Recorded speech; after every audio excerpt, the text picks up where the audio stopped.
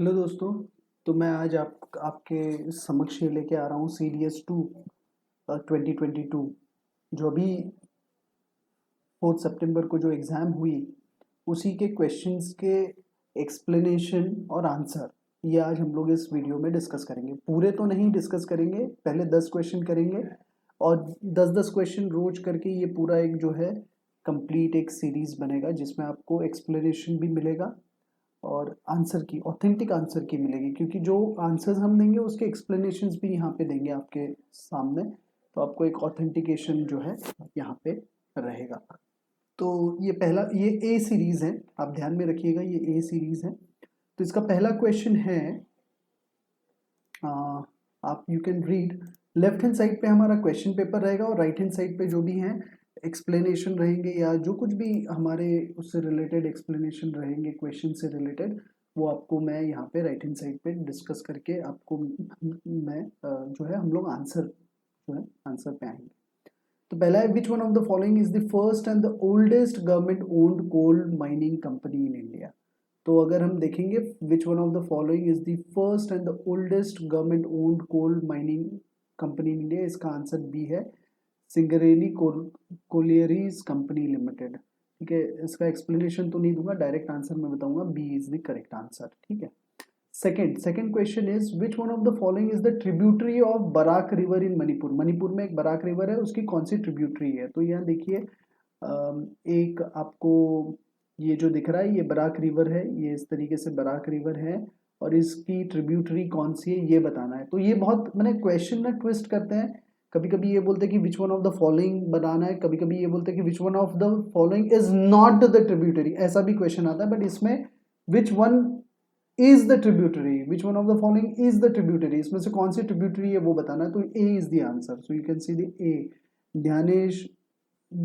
ध्यालेश्वरी river, you can see ये Barak river है, उसकी ट्रिब्यूटरी ध्यालेश्वरी रिवर है। ठीक है, सो you can C tributary, A is the answer.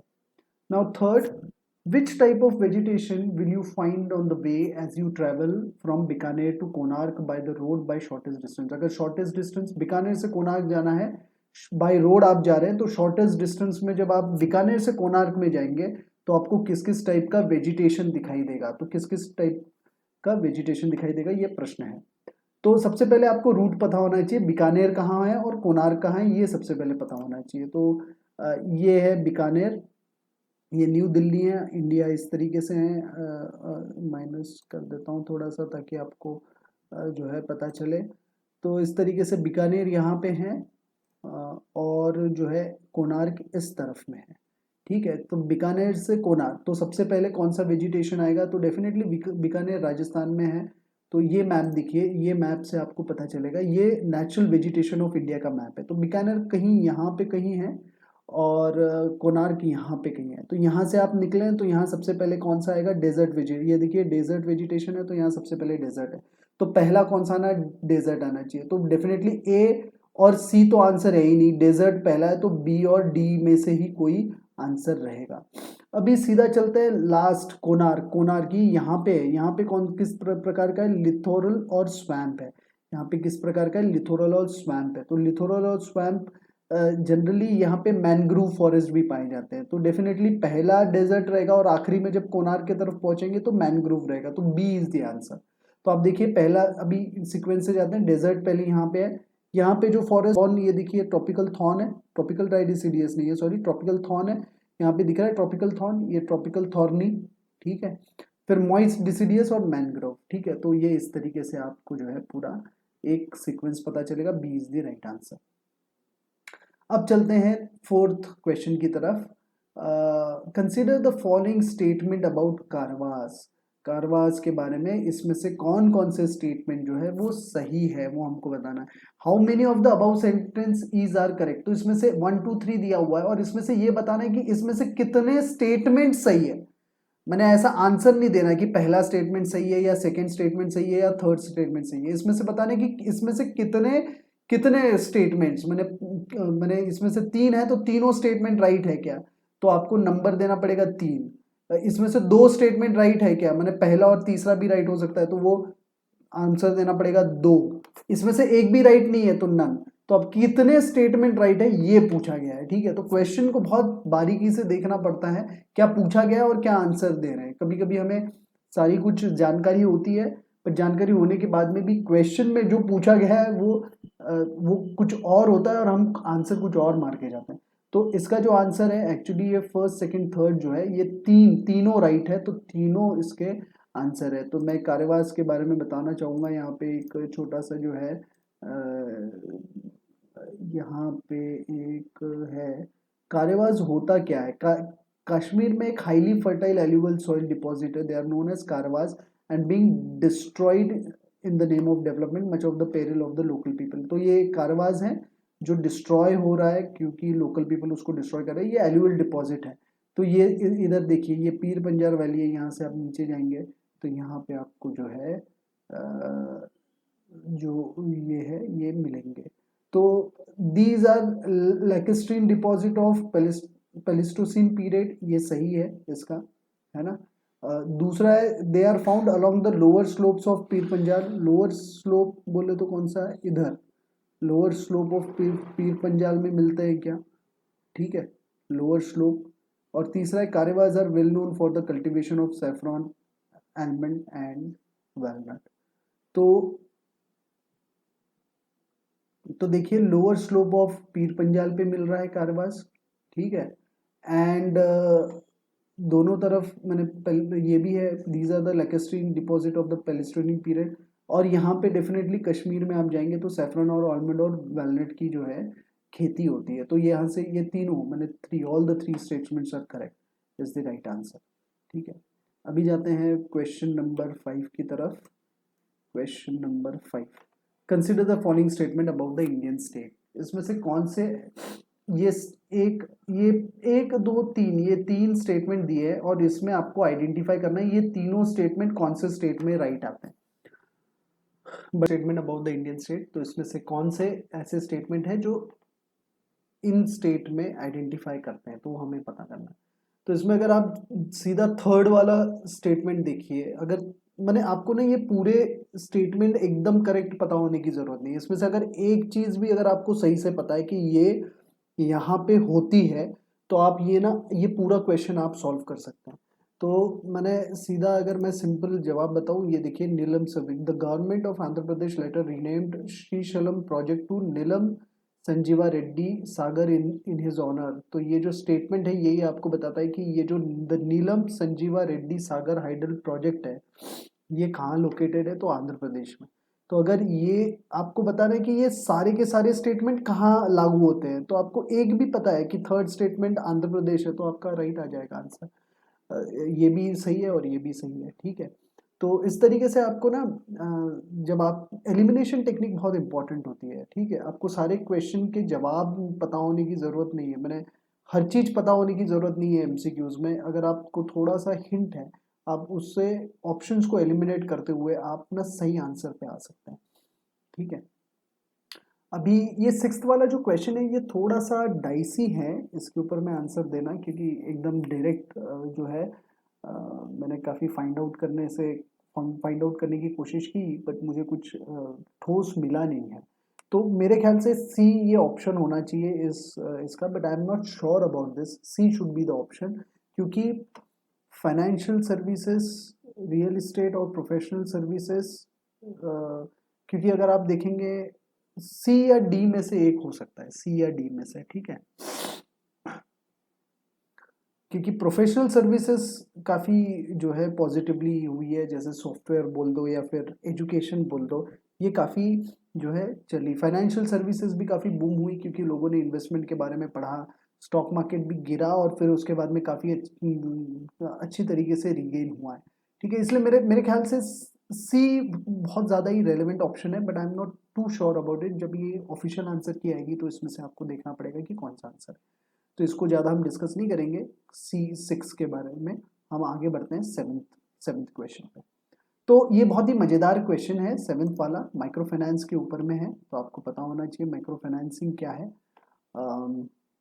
Micro finance यानी आपको एक ऐसी कंपनी जो छोटे छोटे लोन देती हो। कैसी ऐसी कंपनीज जो छोटे छोटे लोन देते हो उसको माइक्रो फाइनेंसिंग कहते हैं, ठीक है।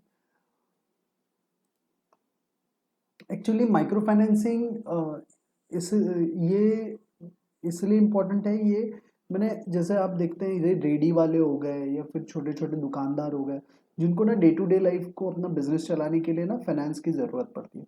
तो ऐसे समय में माइक्रो फाइनेंस कंपनी जो है वो दे कम वेरी हैंडी, जो छोटे छोटे लोन प्रोवाइड करती हो, 5,000, 10,000, 15,000, 20,000, ऐसे छोटे छोटे अमाउंट विदाउट कोलैटरल के वो दे सकते हैं। बड़े अगर लोन चाहिए तो आपको कोलैटरल देना पड़ता है, बट अब छोटे लोन हो जहाँ पे आपको कोलैटरल ना देना पड़े, तो इस प्रकार की माइक्रो फाइनेंसिंग जो है ये माइक्रो फाइनेंस कंपनी करती है। तो उसके बारे में कौन सा इनकरेक्ट है वो बताना है। तो माइक्रो फाइनेंस के की फीचर्स देखिए, आप यहाँ पे की फीचर्स ऑफ माइक्रो फाइनेंस दिया हुआ है। तो बोरोवर्स और जनरली, तो इसमें से नॉट बताना है, इसमें से कौन सा ऐसी चीज है जो इनकरेक्ट है। तो the borrower should not have annual income beyond the limit, तो डेफिनेटली शुड नॉट, ये करेक्ट है। मैंने इसमें से इनकरेक्ट ऑप्शन आपको बताना है। बोरोवर मैंने उन्हीं लोगों को दिया जाता है, माइक्रो फाइनेंस किया जाता है जिनकी एक जो है छोटी आय है, उन्हीं को माइक्रो फाइनेंस किया जाता है। जैसे आप देखिए इसमें the borrower are generally from low income background, तो कहीं ना कहीं एनुअल इनकम को लिमिट दी हुई है, ठीक है। उसके बाद में आता है second option, the borrower should not seek loan amount beyond the limit, ठीक है। तो ये भी करेक्ट है, एक लिमिट तक के ही एक लोन दिया जाता है। माइक्रो फाइनेंस है तो छोटे लोन दिए जाते हैं, loan avail under micro finance are usually of small amount, तो छोटे छोटे लोन इसमें दिया जाता है। तो पहला भी राइट है, सेकंड भी राइट है। थर्ड नहीं, मैं पहले डायरेक्ट फोर्थ वाला ऑप्शन देखता हूँ, the borrower should not refuse to pay any rate of interest offered, ठीक है। जो भी इंटरेस्ट दिया हुआ है तो आपको वो देना पड़ेगा, आपको रिफ्यूज नहीं कर सकते, ये भी सही है, ठीक है, ये गलत नहीं है। तो ये जो थर्ड ऑप्शन है ना, the borrower should not refuse to offer a collateral, ऐसा नहीं है, कोलैटरल की जरूरत नहीं है। यहाँ पे देखिए आप, ये फोर्थ पॉइंट देखिए, micro finance loan do not require any collateral, ठीक है। तो यहाँ पे कोलैटरल देने का सवाल ही पैदा नहीं हुआ। तो आर्टिकल, ये जो ऑप्शन सी है, option C is the is not correct, ठीक है, it is not correct. Collateral मांगा ही नहीं जाता तो रिफ्यूज करने की बात ही नहीं है, ठीक है। तो सी इज द नॉट करेक्ट, ठीक है। अब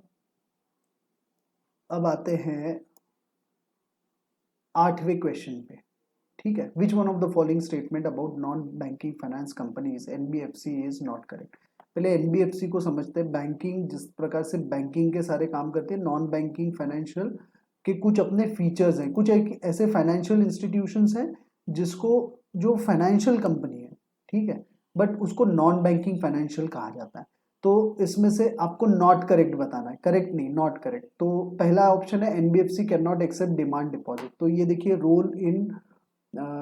रोल इन फाइनेंशियल सिस्टम, इसमें अगर आप, हेलो, हाँ, तो यहाँ पे नॉन बैंकिंग फाइनेंशियल इंस्टीट्यूशन जो है, they can not take deposit, they started as a non deposit taking banking institution. तो ये ना, ये डिपॉजिट नहीं ले सकते हैं, non banking, it can not accept the demand deposit. तो पहला ऑप्शन ये करेक्ट ऑप्शन है। दूसरा, NBFC can not give loans, ठीक है। अभी ये देखिए यहाँ पे, non banking financial institution offer most sort of banking services such as loans and credit. तो इन्होंने कहा कि एनबीएफसी ये लोन नहीं दे सकती ना, ये इनकरेक्ट है, it can give loan. NBFC non banking financial companies can give loan, so B is the incorrect option and the correct answer. Incorrect option मैंने is incorrect and B is the right answer to this question, ठीक है। वो check issue नहीं कर सकती, ये भी सही है, और डी भी ऑप्शन सही है। मैंने, B is the correct answer for this question, ठीक है, क्योंकि वो लोन देती है, एनबीएफसी लोन दे सकती है। अभी इसमें नाइन्थ क्वेश्चन है, the department for the promotion of industry and internal trade DPIIT has revised the base year index of 8 core industries having a combined weight of about 40.27% in the index of the industrial production. Which one of the following is not one of the 8 core industry? इसमें question ये है, question को समझने की कोशिश करिए। ये पहला जो यहाँ तक का क्वेश्चन कोई है ही नहीं, ठीक है। मैंने इसमें एक ये दिया गया है कि भैया ये एक डिपार्टमेंट है, department for promotion for industry and internal trade, इसने एक इंडेक्स जारी किया, उसका कुछ इस प्रकार से कुछ वेटेज है, कंबाइंड वेटेज। तो इसमें 8 कोर इंडस्ट्रीज है, तो वो 8 कोर इंडस्ट्री में से कौन सी ये जो ऑप्शन में दिया हुआ जो भी इंडस्ट्री है, इसमें ऐसी कौन सी इंडस्ट्री है जो ये 8 कोर इंडस्ट्री में नहीं आती? तो मैं आपको इसका आंसर बताता हूँ। इसमें रबर प्रोडक्ट, जो सी इज द ऑप्शन, जो कि इस 8 और कोर इंडस्ट्री में नहीं आती। ये देखिए, मैं एक रिपोर्ट आपको दिखा रहा हूँ, इस रिपोर्ट में आप पढ़ सकते हैं। The combined index of 8 core industries increased by 4.5% as compared to the index of July 2021 and the production of, ये देखिए ये पूरी कंपनी आप देख पाएंगे कि यहाँ पे जो है 8 कोर कंपनी के बारे में दिया हुआ है। Coal, refinery product, fertiliser, steel, electricity, cement industry, है ना।